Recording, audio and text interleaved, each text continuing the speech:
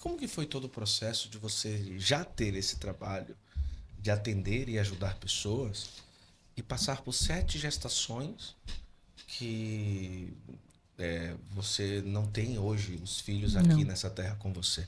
Como que foi estar vivendo tudo isso e passar por tudo isso ao mesmo tempo? Acho que Deus pensou assim: olha, a vida dessa louca não é fácil, vou mandar uns intercessores. Aí ele foi, populou o céu para essas crianças estarem olhando pela mamãe aqui e pensando: vai, mãe, vai dar certo. Então, na verdade, assim, sempre sonhei em ter uma família numerosa. Eu sou de uma família 6, né, numerosa. na sua casa. Exato, e assim, não só sei, primo, tipo, sei lá, eu tenho mais de 100 primos de primeiro grau. Isso já dá pra entender muita coisa. 100? 100. Sério mesmo? Sério mesmo. 100 primos de primeiro Porque grau? eu tenho 16 tios por parte de pai bem empolgados. Então, assim, meu avô tinha uma educação. Meu avô era católico, tudo religioso. 100 Então, primos. assim, tinha tudo essa abertura à Não vida dá pra dar louca. presente pro sobrinho. Não, Não vou dá, dar. é impossível. Sem É a sobrinhos, menor imagina. perspectiva de dar presente pra todo mundo. Só uma balinha. Uma falinha pra todo mundo, tá tudo certo. Nossa Mas, Senhora do mas céu. então, assim, não só isso, mas também o catecumenato, ele tem muito. O catecumenato como a igreja católica em si mesmo, pela verdade por si só, ela tem a abertura à vida. Então, você vai ter pálpores, né? Sim, sim. Gente.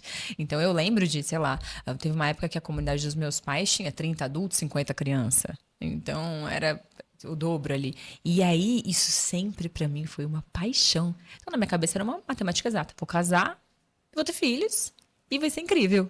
Mas não foi o que aconteceu. Eu me abri a vida desde o início, sempre honrei a minha promessa do casamento, de estar aberta quantos filhos Deus me quisesse me conceder. Só não achei que ele ia pegar de volta assim tão rápido. Mas, e aí foi, quando eu engravidei a primeira vez, logo em seguida eu engravidei, eu já tava perdendo, a segunda vez foi muito parecido.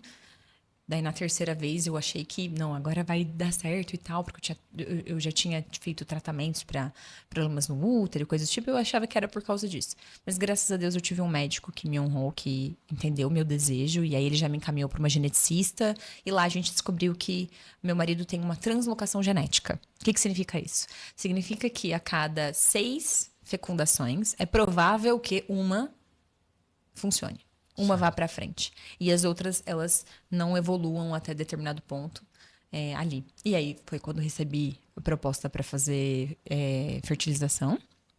Porque seria muito mais fácil escolher qual é o gene que funciona e assim fecundar. E eu falei que não. Que eu não era uma opção isso para mim. E aí eu lembro da geneticista até hoje falando assim: você entendeu que você vai ter 5 abortos para ter um bebê? E aí eu falei, são 5 almas, serão muito bem-vindas. E enquanto elas estiverem comigo, elas serão celebradas. E tá tudo bem. E foi o que aconteceu. E aí logo em seguida eu engravidei de novo, que era a Vitória, dei nome para todos os meus bebês. E aí eu achei que ela ia ser minha Vitória mesmo, porque tava evoluindo, tava indo e tal. Aí até que não foi mais. E eu falei, Senhor, é todo seu, me deu, me tira. E é assim com todo mundo. Só que as pessoas não param pra pensar nisso enquanto elas não perdem. A gente não sabe quanto tempo um filho vai ficar conosco. A gente não sabe. Pode ser que seja um dia, pode ser que seja um ano, pode ser que você vá antes dele, não dá pra saber. Mas eu sempre tive comigo que toda a vida devia ser celebrada, independente do tempo que ela estivesse comigo, porque para que aquela alma estivesse em mim, Deus me visitou. Então eu sempre falo isso pra todas as mamães, né? Quando elas descobrem, nossa, eu tô grávida desse, eu falo, Deus te visitou. Essa alma só tá aí porque ele infundiu ela em você. E isso muda completamente o significado das coisas. E aí, na minha 5ª gestação, furando a medicina, eu engravidei da Dávila, que é a minha filha hoje, que completa 3 anos agora. Olha que... E a engravidei da Dávila, e a Dávila foi aquela adrenalina, porque enquanto eu não vejo o bebê evoluir, há uma alta probabilidade de que ele não vai ficar. Então, assim, muitas ultrassons, muitos procedimentos, muitas coisas que eu preciso ficar medindo com a própria medicina, enfim, para ir vendo se vai evoluir, se vai evoluir. E aí vendo até que ela cresceu e ela é uma bebê maravilhosa.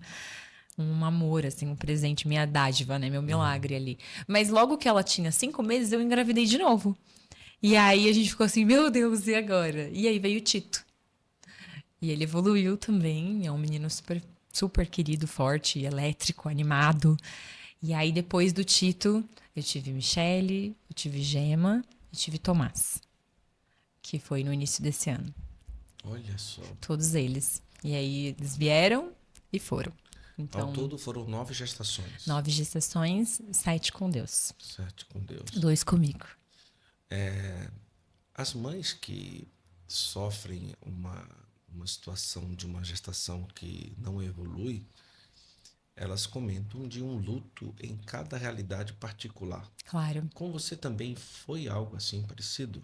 Foi. Mas o meu processo de luto, ele é mais diluído. Porque como eu tenho uma consciência do meu quadro, a partir do momento, então, por exemplo, o meu marido mesmo, ele até fala isso abertamente, quando ele recebe um positivo, ele fica muito tenso. Então, assim, da Dávila, quando eu levei o positivo pra ele, eu lembro até hoje que eu entreguei o positivo pra ele, ele pegou o positivo e fez assim... Porque ele já sabia que os próximos 2 meses, 3 meses, ia ser uma adrenalina pura de fé cega no Senhor, assim, sabe? Só que eu sempre falei pra ele, amor, Deus tá fazendo uma história com a gente, ele tá fortalecendo, ele tá nos aproximando, as coisas vão ser diferentes. Então, assim, eu sempre sou a gente de puxa a carroça de todo mundo ali da minha família, né? E aí, ele ainda tem isso, assim, sabe?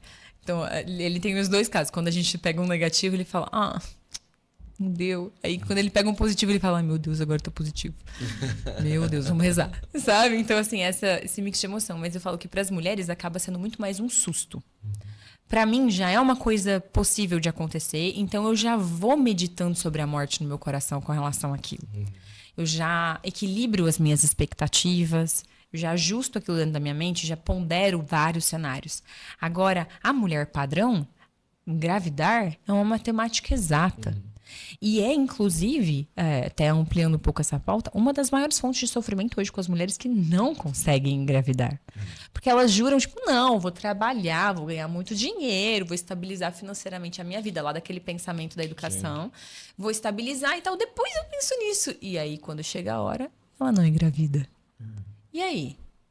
E eu lembro que uma das crises que eu tive, que eu me questionei, falei, Deus, o Senhor não me quer para maternidade? Eu lembro de questionar Deus, assim, falar, não é isso, então, se o Senhor disser para mim, não é para você, eu vou aceitar, vou largar as bets e vou continuar vivendo, e vou encontrar outras maneiras de maternar, vou cuidar das minhas alunas, vou me dedicar espiritualmente para elas, eu vou fazer isso. E porque eu achei que realmente não era para mim. E aí eu lembro que uma pessoa, que para mim é claramente enviada por Deus, ela olhou para mim e falou, Andressa, filho não é um direito. Porque para ser direito implica um dever a alguém.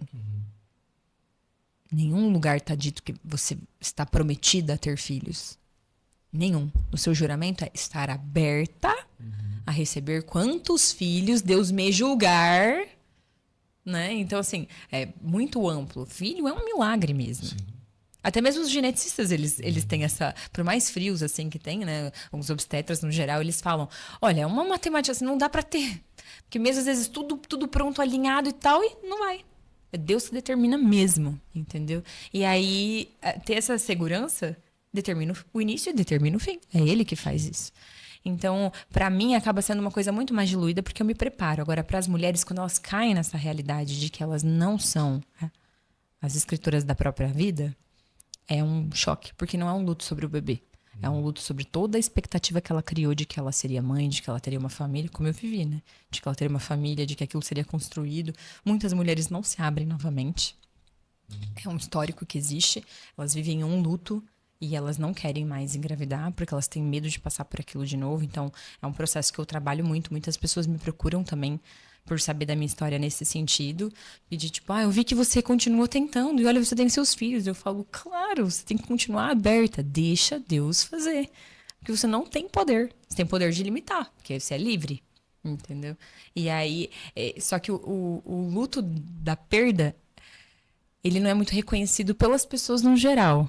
Ele é uma coisa mais sentido pela mãe.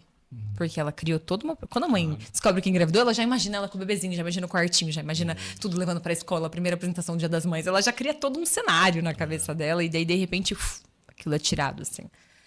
Então, é um processo de fé. Muito um processo, assim, de sustentação da vida espiritual que ela tem. De como... Nessa hora que prova de fogo, assim, Sim. É nesse momento.